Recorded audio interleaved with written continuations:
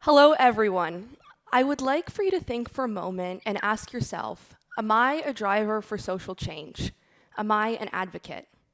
No matter how you replied, the answer is yes. We are all drivers for social change, whether we recognize it or not. Every action we take, no matter how large or small, can make a positive impact. Our choice of words, the conversations we have, and the efforts we make to educate each other about what we are passionate about makes us all drivers of a revolution. Sometimes, though, advocacy work can become all-consuming and overwhelming. It may feel like too big of a responsibility to carry by ourselves. Or we may find ourselves frustrated that we aren't seeing measurable results quickly enough. This is where having a strong sense of purpose and passion is vital in building resilience, as is engaging in community-based learning, building mutually supportive relationships, practicing daily self-care, and knowing what your own capacity limits are. I'd like to share with you today how I found my own passion to drive social change, how I developed tools to successfully build resilience as an advocate, and how I sparked a revolution by balancing my advocacy work and my own mental health wellness. My name is Jessica Lisa Soule, and I spent the past 5 years working as an advocate for social change within the opioid crisis as well as the mental health and healthcare fields. Personally, I suffer from chronic physical and mental health difficulties, and my own passion for social change was ignited through personal health experiences when I was quite young. I have a chronic health disease that no one can really explain the specifics of, why I have it, what to do about it, or even how to best manage it. So as a result, I went through a lot of testing and a lot of doctor and specialist appointments, as well as hospitalizations from a very young age. Years later, I'm now very comfortable in healthcare facilities, so I often spend my time while in waiting rooms people watching. And sadly, I've witnessed countless terrified kids and scared parents in these waiting rooms, unable to find a voice for themselves or unable to navigate the complex and broken healthcare systems. This pivoted my thoughts, and in a weird way, I started looking at my illness as an opportunity to help others. I used my negative experiences and began visualizing how healthcare environments and patient rights need to be improved. This realization happened right before the daughter of a family friend took her life at the age of 18. She left a note wanting people to remember her for her personality, her love of life, and she wished to open up a conversation about mental health so that others don't have to suffer in silence. I wanted my advocacy to be part of that legacy, and I knew that I could play a part in opening up that conversation. But wanting to be a part of that legacy meant that I had big dreams and wanted to change a system that had caused a lot of harm to many people, including myself. I thought that I knew what all the solutions were because of my physical experience, so I started big and I burnt out quickly. I was so tired and burnt out that I was having panic attacks almost every day. I didn't have a support system outside of my close friends and my mom, and so I felt very isolated because of the difficult topics I was working with.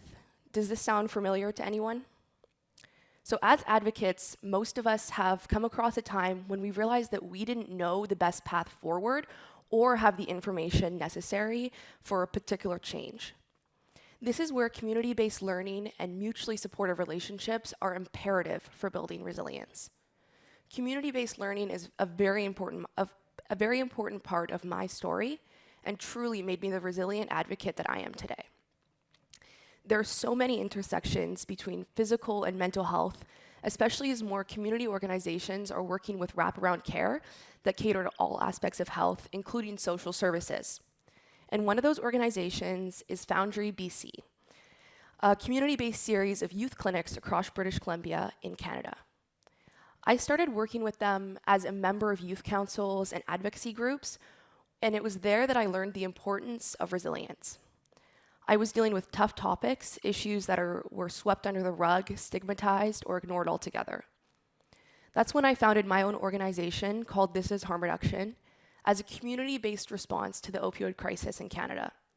I trained youth on how to reverse an opioid overdose and have conversations about the issue. And I needed to advocate to various stakeholders like my school, parents, city council members, and associations that were hosting my events. Due to the nature of the topics at hand, such as overdose, the opioid crisis, mental health, and a very broken healthcare system, often my advocacy entailed telling and retelling my story and having to educate others about the importance of these topics. But even after this, there were limits to what I could do in certain environments, and often my advocacy and my events didn't go as planned. But when I started learning from people with lived experience within my community, I made connections with folks who I could get support from when times got tough. And I would also be able to better service my community because my work would be more reflective of the diversity of the group that I was advocating for. There have been a lot of inroads to the status quo for many contemporary issues, from health to climate change. However, in many cases, minority populations get left out of the conversation.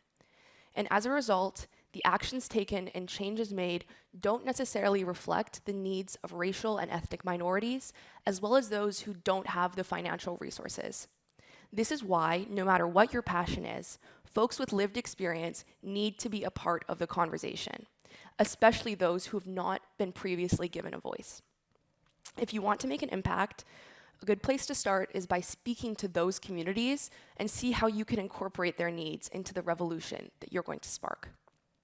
You might already have a network of folks like friends, family members, people you met at community networking events, or even online connections that you can talk to about a certain issue. I would encourage you to lean on them for support and knowledge. For me, those folks were the individuals that I met at youth advocacy groups or support groups. Even if they couldn't answer my questions themselves or they didn't have the capacity to tell me their own story at that time, they could refer me to resources that were available online that I could learn from. The best way to care for the community that you're trying to help is to learn what they need in the first place and listen to people with lived experience. One youth that I worked closely with was someone that I met at Overdose Awareness Day. She openly shared her lived experience with me, and I gained a new respect and a new understanding of the opioid crisis. I invited her to be a speaker on panels that I hosted, and we built something that was more than simply a professional relationship.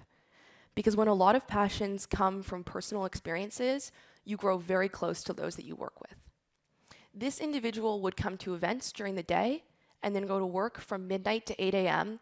at an overdose prevention site where she would quite literally save multiple lives every night. And yet, she would still text me to see how I was feeling after an event, and I would do the same thing to her. We all deserve to have someone checking in on us, especially if it's someone we know can help us if we're not doing okay. However, educating yourself and building these relationships don't always come easily or painlessly. Listening to all of these stories and insights can be extremely draining, and if you don't try and protect yourself, you might end up having a breakdown in the middle of a grocery store. Not a good look, especially if you're from a smaller town like me. That being said, everyone's way of dealing with their emotions and preventing burnout is different, but there are some general recommendations that I found work for me. First, recognize that as social advocates, you are not alone. For me, this meant leaning on the community around me, engaging in activities that could be draining together so we could support each other. I've been to numerous seminars and conferences as a group where we were able to set check-in times with each other and debrief after the event. This gives you the opportunity to take responsibility for yourself as well as others and notice distress before it has a negative impact.